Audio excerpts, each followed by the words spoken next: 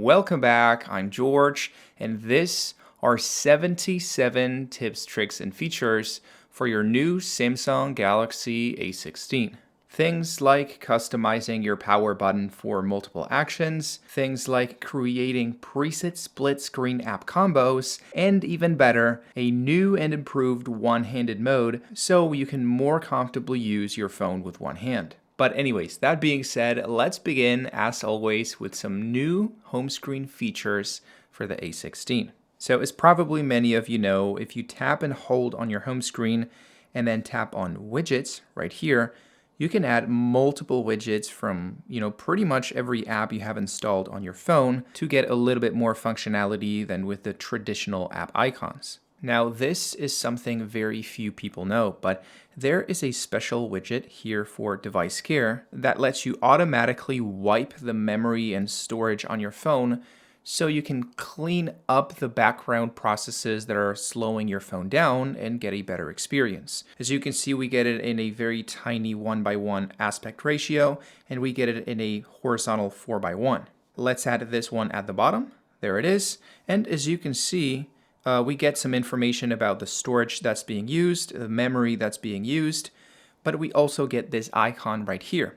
If I tap on this icon, just like that, the phone is automatically going to perform a cleanup. As you can see, 179 megabytes were cleaned off the phone, and therefore now my phone is going to run faster and smoother because it doesn't have as many background processes slowing it down. Especially for this phone, for the A16, I heavily recommend you have this widget on your home screen so you can rapidly tap on the wipe icon every time you feel like your phone is slowing down. Now, as many of you know, the traditional way to interact with apps is by tapping on the icon and getting a full screen mode where, the entire display is covered by that app. But on Samsung phones, there's actually more ways to interact with apps. So if you swipe up to access the multitasking and then you tap on the app icon here at the top, there is an option called Open in Split Screen View. And if you tap on this option, the app is only going to take up half of the screen space, leaving the other half for any other app you want. So you can open the calculator and the settings app at the same time, and you can interact, as you can see, with both apps at the same time in a very convenient way. Now, if you are going to be interacting with only one of these apps, you can slide up and get more space for that app you are going to be using, and vice versa. You can slide down and get a lot more space for the app at the top. Now, also very interesting, if you tap on the three dots right here at the middle, you can actually flip the apps. So if you tap right here, as you can see, then the calculator is going to be at the top and the settings are going to be at the bottom. And you can do this as many times as you want. Now, what happens if you are using a specific split screen mode all the time? Well, in that case, you can actually save it so you can then access it automatically later. If you tap once again on the three dots right here in the middle and tap on the star icon, you can actually choose to add the pair or the split screen mode to your home screen or to the app's edge panel, which we'll talk about later. In this case, let's tap on home screen. There it is. And just like that, we will get a special icon for the pair. So when we tap on it, automatically we open both apps at the same time using the same layout we saved earlier. Now, if you apply any changes, like making one of the windows bigger and then you leave the split screen mode, it won't actually save. So what you want to do is you want to make those changes and then tap on the star again, tap on home screen, there it is, and then that new customized split screen will have your desired ratio for both apps. Now, as you can see by default on this phone, much like with every other phone, your app icons are going to have the default look that the developers that made the app wanted. But there is actually a very easy way to customize your icons so they match the color of your wallpaper.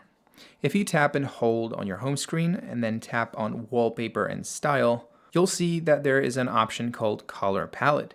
Right here, you'll be able to change the entire color scheme for the system based on the wallpaper. As you can see, automatically the phone is going to detect the palette of colors formed by the wallpaper and is going to give you multiple options. So you can choose and the colors on your entire system apps and system menus is going to change based on those colors. And even better, right here at the bottom, you even have the option to apply the palette to the app icons. So if you turn it on and then apply, of course, it is going to take some time, but as you can see, the icons are, well, most of the icons, some third-party icons are not compatible, but most of the icons are going to have the look of, well, the color palette, better said, of the background. Now, something that's very useful if you hand your phone to someone else is that you can actually lock the position of your icons on your home screen.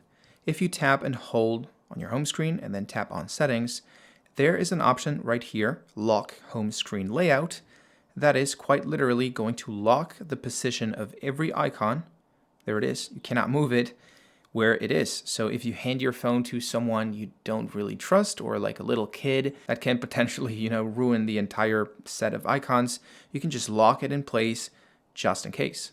Now, more in that vein, there is also an option to change the amount of icons that fit horizontally and vertically on your home screen.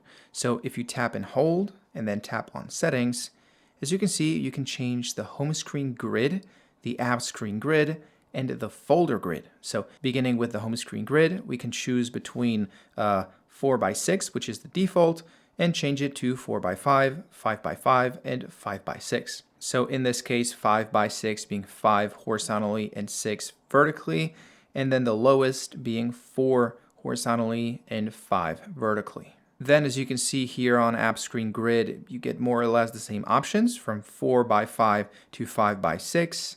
And then for Folder Grid, you only get 2 options. You get 4x4 or 3x4. Now, that said, something that I've never understood about Samsung phones is that right here on the homepage, if you swipe down like this, you can access the app drawer.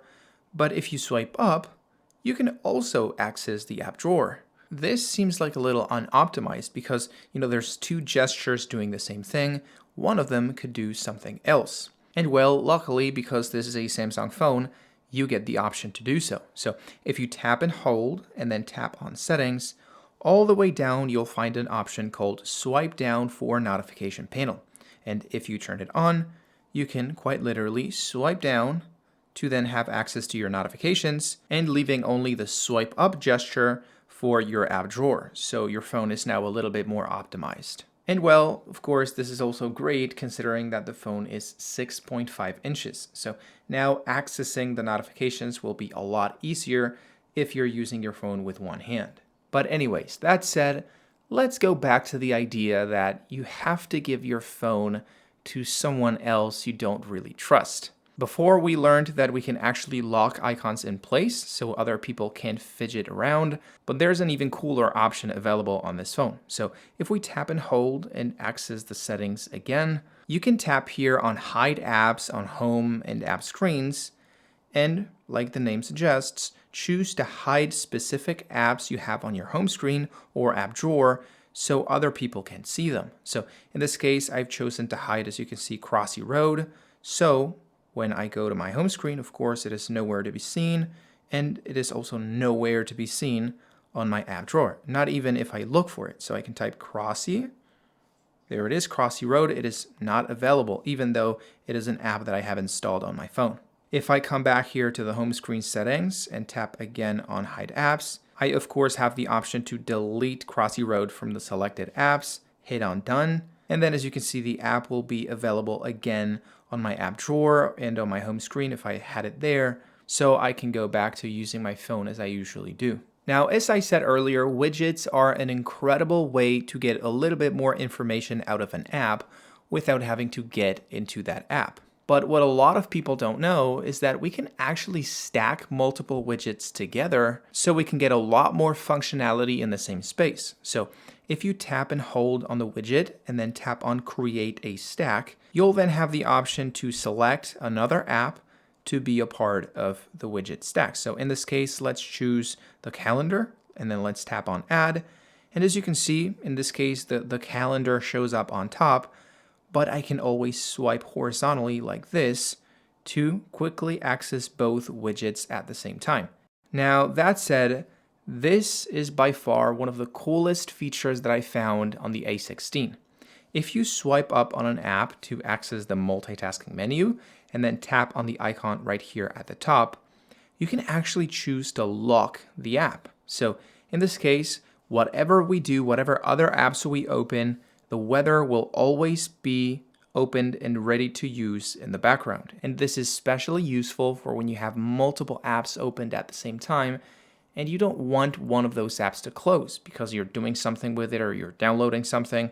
Well, now you can lock it up so it never closes. It's always ready to use no matter how many other apps you have on the multitasking menu. Now back here on the home screen, I'm pretty sure you'll agree, the most common quick toggle we need to access when we swipe down on the notifications is this one right here, the brightness slider to change the brightness of the display. This is the one quick toggle that most people are opening multiple times during the day. The main problem here is that if you swipe down once, you don't get access to the feature. You actually have to swipe down again, which, if you're doing this multiple times, it can get a little inconvenient. So there's actually an option to fix this issue.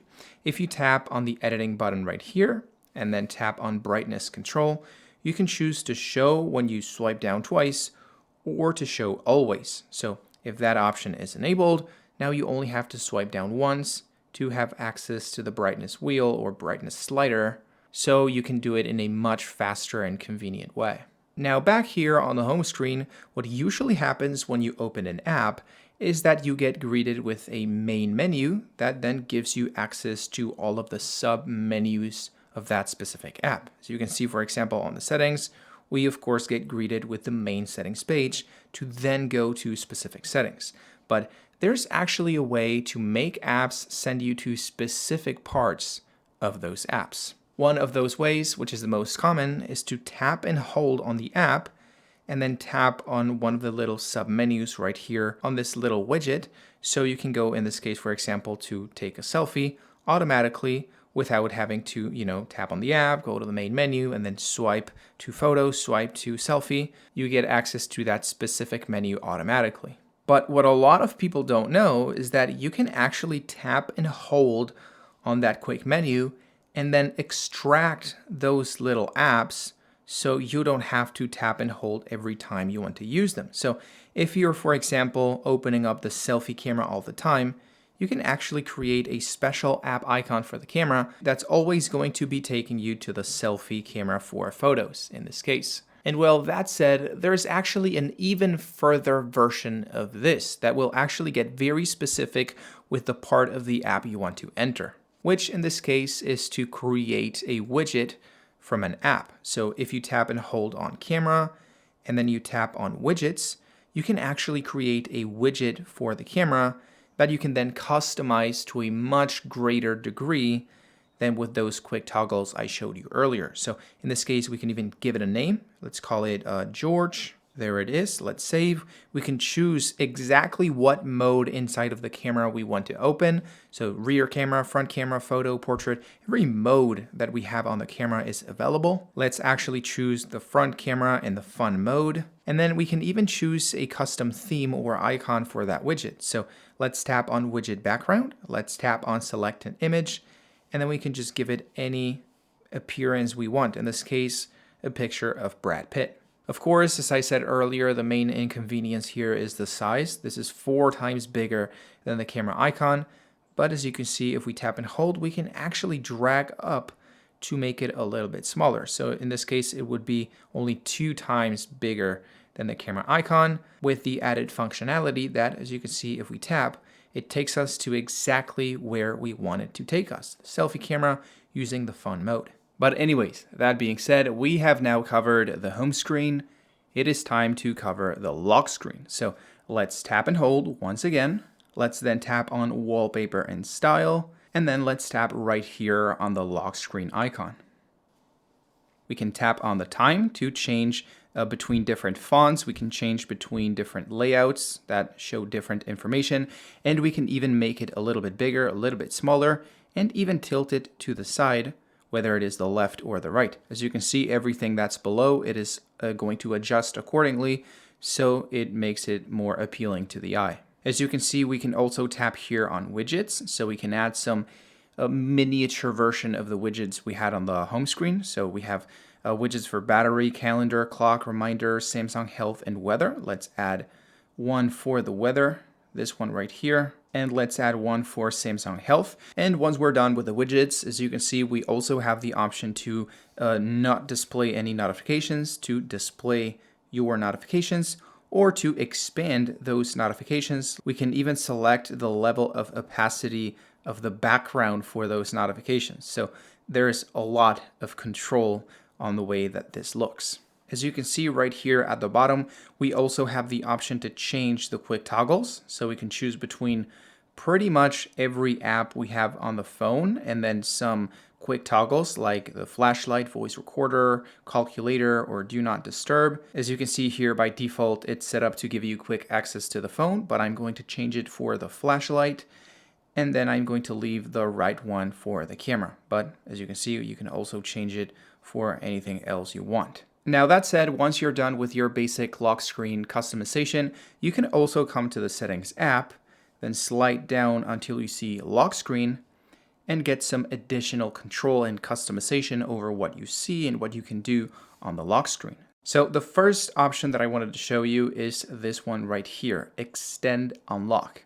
As you can see, it is going to ask you for your passcode. This, of course, is for security measures, because this is going to quite literally give you the option to extend the unlocking of your device, even if you turn it off manually. So as you can see, it gives you three options. The first one is on body detection. So like the name suggests, if the phone sees that the phone is in your body, it's in your hand, it is not going to ask you for your passcode. The second one is trusted places. So if it detects that it's in your house, it is also not going to unlock. And the third one is trusted devices, which basically works if you have a Samsung Watch or any other Samsung device nearby.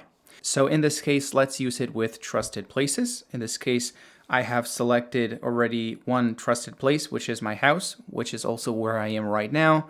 So as you can see, once the option is turned on, I can lock the device and then turn it on again, and it is not going to ask me for the passcode because I'm in my house. And as long as I'm in this house, the phone will not ask me for the passcode or fingerprint, which is going to make unlocking a lot faster. Now that said, and just to prove that it works, I'm actually going to disable the feature. There it is. So you can see that once I disable it, it is going to come back to, the traditional way to unlock the phone, and I'm going to be required to give either a passcode or a fingerprint to unlock the device. Now that being said, let's come back to the main settings page because it's time to talk about navigation. As you've seen throughout the video, I have been using the new way to navigate through the phone, which is using this little bar here at the bottom. I'm pretty sure many of you are familiar. Swipe up to go back to the home page, swipe and hold for the multitasking, and then swipe from the left to go back. Those are the basic movements for the gesture navigation. But as many of you know, there is another way to navigate through the phone. So if we tap right here on the display settings and then swipe all the way down to navigation bar, you'll see that there are two options: the swipe gestures, which are the ones that I'm using right now, and then buttons, which is the traditional way to navigate through the phone. As you can see, if we tap on more options, we can choose the layout. So in this case, we have the arrow on the left and the multitasking button on the right, but we can invert it to go back to the OG way to do it. So we can tap here to go back, we can tap here to go home, and we can tap here to access the multitasking. Now, something a lot of people don't know is that there is a quick tip to navigate between apps, which is to double tap on the multitasking button. So double tap, you'll access the previous app, double tap again, you'll access the next, double tap, and after this, it is basically going to hover between the two most recent apps. Now, there is a way to do this with the swipe gestures, but it is a lot more finicky. You have to swipe horizontally on the bottom of the phone. There it is, and you'll technically be swiping between apps, but it doesn't work the way you would expect it to work. It is not as reliable, it is not as fluid, so to say. So if you're using swipe gestures, I recommend you stick to the traditional way to navigate between apps. But anyways, back here to the multitasking menu, earlier I showed you how you could create a split screen view by tapping on the app icon here and then selecting split screen view. But I didn't tell you there is another option. If you tap on open in pop-up view, the app is going to open on a little window that you can actually move around your home page, and you can even make bigger or smaller, just like this. So you can adjust it to have the size that you find more fitting or more appealing, depending, of course, on what you're doing. So if you are navigating another app and you don't want this other one to be distracting, you can just make it very small. You can even tap right here on the top and select the opacity of the app, so you can make it a little bit more transparent so you can see through that little window. And then on the other hand, if you want a little bit more control, you can put it at the bottom here and make it substantially bigger so you can actually have an easier time navigating that app and using it. Now, the cool thing about this is that you can tap right here at the top and then tap on the cross to dismiss the pop-up window, but you can also tap right here and minimize this right here. So you can, instead of closing it all together, just keep using the other app and then invoke your pop-up menu when you need it. So you can just use it and then minimize it again, and it stays there all across the system. So you can leave the app, it stays there. You can enter another app. Let me show you with the camera, for example. It's going to stay there. So this is a very, very cool way to use two apps at the same time, because you can just get a more or less full screen view experience with one app, and then when you need it, you can get a sort of full screen experience with the other that you can then just minimize like that and keep using the first one. Now, that said, I'm pretty sure many of you already know, but there's actually two ways to use the phone. The first one, the one that I've been using it all throughout this video, which is vertical mode, and a second one, which is horizontal mode. Now, the problem is that sometimes you actually want to access the horizontal mode, so the fact that the phone does it automatically is great once you tilt the device, but some other times when you're laying in bed or laying on your couch, the horizontal mode can trigger automatically, and it can be a little inconvenient, especially when you don't want it to trigger and it's triggering all the time. The problem here is that if you then come to your quick access settings and disable auto rotate, which is what most people do on their phone, then there will be absolutely no way to access the horizontal mode on your device, at least in most devices, but not on Samsung phones. So as you've probably seen, when I tilted it into landscape mode, a little button popped up. This button right here will let you, if you tap it, turn the phone from horizontal to landscape in a very easy way without having to then come back here and turn on auto rotate. But anyways, let's come back here to the main settings page. Then let's scroll all the way down to advanced features. And then, well, you don't have to, but I highly recommend you enable one-handed mode. So this is a feature like you're seeing right here on the little pop-up video that's going to let you minimize the display of your phone, the entire thing, so it's a little easier to use with one hand. As you can see, I have already turned it on, so I just have to swipe down like this to make the display on my phone be as small or as big as I want it to be. And also, as you saw in the intro for the video, you can tap on the corners and make this window, as I said, as big or as small as you want. With, I think, well, this is the limit. This is as big as you can make it, but to be fair, any bigger would just be the whole thing. So it makes doesn't make a lot of sense to make it almost as big. This is a feature that makes sense when you're making it very tiny, so you can very comfortably use it with one hand. And then if you want to display content, you can go back to normal. But anyways, let's come back here once again to the main settings page. Then let's scroll all the way down to accessibility right here. There it is.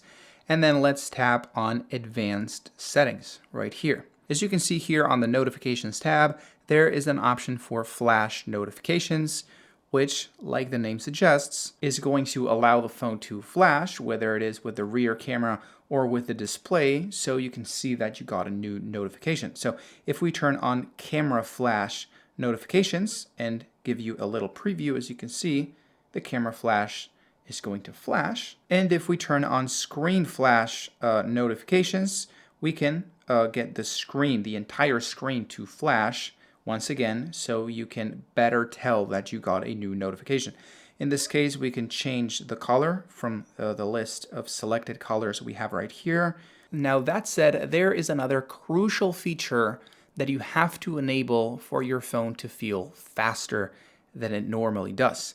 If you tap right here on memory, you will have the option to access right here all the way at the bottom, RAM Plus. So the way this works is usually your phone has two types of memories, the RAM and the internal storage. But on Samsung phones, they figured out a way to use the internal storage as RAM. So if you enable RAM Plus, you'll actually get up to 4 additional gigabytes of RAM from the internal storage, so you can get a lot more RAM on your phone with all of the advantages that come along, like making more apps stay open in the background and overall having a more fluid device. Now, the reason they let you disable this option is if your phone is old, like it has 4, 5, 6 years, this option may affect the integrity of your internal storage. So eventually, if for some reason you're watching a video in 2030, 2031, and your phone is old, then you may not want to turn it on. But if your phone is new, I heavily recommend you turn it on because it's going to make it feel and be much faster. And well, also, as you can see here on the memory tab, we have the option to clear some of the space we have occupied on the RAM. So let's tap on clear now. And in a couple seconds, the phone is going to optimize the RAM so we can clean it up a bit and have more available space. Now, this is not something you have to do all the time, but if you've not done it in a month or 2 months, you'll probably see up to 300-400 megabytes available. And then in that specific case, it may make the phone feel faster, especially if you have multiple apps opened on the multitasking menu. But anyways, that being said, let's move on to some more system features on the Galaxy A16. As I'm pretty sure many of you know, there is a very simple way to share images and files throughout your Galaxy or Android devices. So if you have any type of file, in this case an image of Brad Pitt, and then you tap on the share icon right here at the bottom, there is a new sharing mechanism very similar to AirDrop on the iPhone called Quick Share that will let you share that picture between any Android or Samsung device you have. In this case, I'm going to share the image with my other Samsung phone so you can see how it works. As you can see, you just have to tap on the name of the other device, and in a matter of seconds, it takes very, very little time, the complete image will be, or file or image or anything will be in the other device. Now, the cool thing about this feature, as you can see, is that the image is not going to get compressed. So the size of the file and the compression is going to be the same, and therefore the quality is not going to get lost in the process. You can share these images as much as you want. The quality of the image will be the same. And I have to be completely honest, something that absolutely blew me away is that you can also share images and files with other devices like iPhones. So in this case, the way it works is you want to tap again on Quick Share, and then you want to tap on Share using a QR code right here. This is then going to generate a QR code that you can enter with your iPhone or any other device. And once you're there, as you can see, you can tap on Download, and will download the full image you had on your Samsung device. It is going to take a couple seconds, but after this, you can access that same image from your gallery, from your iPhone gallery, and it has the same size, the same compression, so there is also no quality loss by sending it or sharing it through devices. But anyways, that said, and even though I'm giving you some advanced features right now for the A16, there is something very basic that you have to turn on, and that is turned off by default for some reason on this phone. So if you come back to the main settings page and scroll down to Google right here, you'll have the option to take a look at every Google service that's working on this phone. The one that we want to focus on right here is this one, Search Assistant and Voice. So as many of you know, on every Samsung phone, we have two different assistants. We have Bixby and we have the Google Assistant, which for some reason comes disabled on this phone. What you want to do is you want to tap on Google Assistant, then you want to tap on Hey Doodle and Voice Match, and then you want to turn on Hey Doodle, which by the way, I'm not saying it right to not trigger any phones. Once you've done this, you can say OK Google, and then you'll be greeted with the assistant. And well, also, for those of you who don't know, you can also access the assistant by swiping from the bottom right of the phone toward the middle, like that. And as you can see in this case, it won't start recognizing your voice automatically, so you'll have to tap Mic to Talk and then say whatever you want. But anyways, that being said, let's come back to the home page to talk about some of the features we can find on this phone's apps. The first app that we are going to be talking about is the Phone app right here. So normally, as you can see, by default, if you choose to call someone on their phone, you'll get this basic background effect or background image for your call. But you can change this in a very simple way. If you tap on the three dots at the top right of the Phone app, and then you tap on Settings, you can then choose a call background for your calls. So in this case, this would be the default option for the background call image, but you can then tap on background and then choose from any of your images, like this one of Brad Pitt, once again, and this will be the image that shows up in the background of your calls from now on. As you can see, now I can call Brad Pitt with an image of Brad Pitt on the background. How nice. Now moving on, another very interesting feature here on the Messages app is that you can actually make your messages bigger or smaller by just pinching like you would on an image. So you don't have to go to the settings and do any crazy thing. You just have to swipe like this, pinch on the messages and make them bigger or smaller in a very easy way. Now, another very interesting feature for those of you who like watching YouTube videos or streams on Twitch is that you can actually, when you're watching a live stream, you can actually leave the app and the video will stay in your phone's main display, so you can resize it, make it small or big, and do other things while you are watching that stream. So if you tap on the settings, you can browse your settings like this while you're watching that other video. If you want to go back, you can just tap once and expand the video to go back to the main app. And well, disclaimer, this is an option that's also available for YouTube videos, only if you pay YouTube Premium. But well, a feature that is available for all YouTube accounts on your A16 is that if you are in vertical mode and you want to watch the video in landscape, you can just swipe up like this to make the video go landscape, and then swipe down to take it back to vertical mode. And well, for the cream of the crop when it comes to YouTube on the A16, if you invoke the volume slider and then tap on the three dots right here at the top, you can tap on this transcript icon, turn it on by tapping on it once, and then automatically, as you can see, there is going to be a live transcription to any language you want. So in this case, it is one of my videos in English, so it's transcribing it to English, but I can always tap on here and switch to Spanish, so I don't have to play the video's sound to get what's being said. This is ideal for when you're, in places where you don't want to make any noises, but you want to watch some videos. In this case, you can watch and listen, well, not listen, but read what's being said without needing any volume. And the cool thing about this feature is that it's implemented on Android, not on the YouTube app. So if you come to any other app, like let's do Twitch, for example, there it is, and look for an English-speaking stream. Let's try to find an English-speaking, there it is, stream.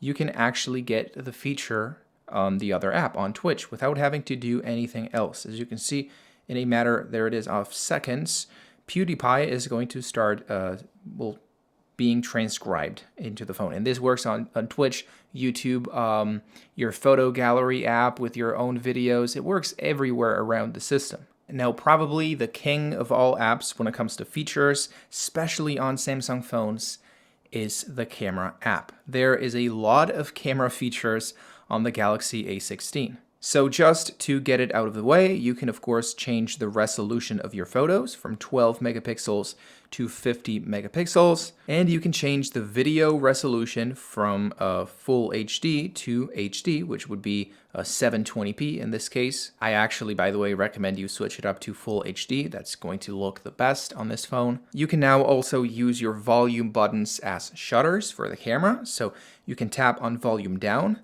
and take a picture. You can tap on volume up and take a picture. And if you are in video mode, you can tap on either volume up or volume down and the phone will start recording.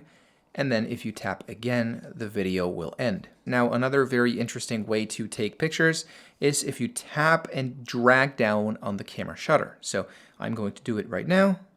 There it is. And the phone is automatically going to start taking a burst of photos. Now, the cool thing about this feature is, as you can see, if you tap on the image, it is not going to display a bunch of images that are going to absolutely cover your gallery. It is going to show one image with 28 versions of that image. If you tap on 28 right here at the bottom, you'll see that there is plenty of options to choose from, and you can even select the one you like, tap on the crown right here, and that will be the image that shows in your gallery. Now, something very few people know is that if you tap and hold on the camera shutter for photos, you'll start taking a video, with the only problem, so to say, that as you can see, it is going to be captured with a 3:4 aspect ratio, which is not ideal for videos. And also, if you tap on the video shutter to start capturing a video, and then you tap on this little shutter right here at the bottom left, you can actually take pictures while you are recording video. Now, the main issue with this feature, very similar to the video taken with the photo option, is that the aspect ratio of these images is going to be 9:16. So it is also not the ideal aspect ratio in this case for photos. Now, something very interesting is if you come to the settings right here and then tap on swipe shutter button 2, you can change the option to take a burst shot when you swipe down to creating a GIF. So if you come back to the camera and then you tap and swipe, instead of creating a burst of photos, although it looks the same, it is going to create, as you can see, a GIF. It is not very obvious because it is not moving, but if you come back here to the details, you'll see that it is a .gif. Now, also here on the camera settings, if you swipe all the way down to shooting methods, you can also choose the action for the volume buttons. So as you saw earlier, the volume buttons now take pictures and videos, but you can also make them zoom in or out. So as you can see here in video mode, we can tap on the volume up to zoom in, and we can tap on volume down to zoom out. And if you leave them pressed, you'll get a smooth zoom in or a smooth zoom out. Now, also here on shooting methods, you'll have the option to enable a floating shutter button. So if you turn it on, as you can see in the photo mode, you'll get a secondary shutter button that you can place anywhere you want. This is ideal for when you're holding the phone in landscape mode. And by far my favorite feature for the camera on the A16, you can take a selfie by showing your palm. So if you enable the feature, as you can see, you can just show your palm and the phone is automatically going to take a selfie with, by the way, a very convenient 3-second timer so you can get your palm out of the picture before the phone snaps the shot. The cool thing here is that if you switch to video, it also works. So you can, with the 3-second timer, you can start a video recording without touching the phone. And I'm not sure, nope, it doesn't work for ending the video recording. I think that would probably cause some issues. If someone shows their palm when the video is recording, you would have to tap physically the display to end the video recording. But I have to say, I have to be honest, I believe there's actually cooler features for your photos and videos on the gallery than there are on the camera app. So if you tap on your gallery and select any of your normal pictures, now you will be able to turn one of those normal pictures using AI into a portrait picture. And as you can see, it barely takes any time, like 3 to 4 seconds. And just like that, from a normal selfie, now we have come on, there it is. We have an adjustable portrait photo that we can make look much better if we nail the amount of blur. Because some of these pictures, if you do too much blur, they can look a little unreal.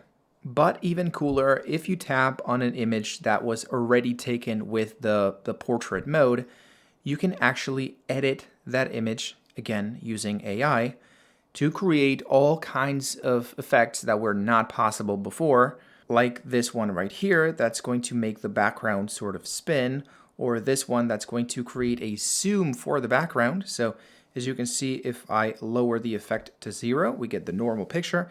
And if I swipe it all the way up, it is sort of going to zoom in the background. It is very cool. And well, then this one right here, which is going to create a black and white effect for the background while keeping the color of the subject. This, as I said, would not be possible without AI on the A16. And well, I feel like the video is already kind of long, but I'm going to give you one last tip that I'm pretty sure many of you don't know. And it's that if you enter any image and zoom in on that image, you can actually tap on this button right here to take a quick crop of that image, which will be saved separately from the original image, as you can see. And you can do this as many times as you want.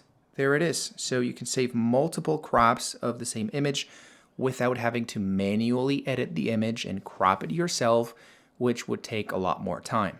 But anyways, as I said, I really hope you guys enjoyed the video. And by the way, please tell me in the comments if you want me to make this kinds of videos longer or shorter, because it's fine both ways. I mean, I'll do what you guys think is better, but yeah, please tell me in the comments if you would want me to make this video a little bit shorter or a little bit longer would be better. Either way, I hope to see you again in a new video.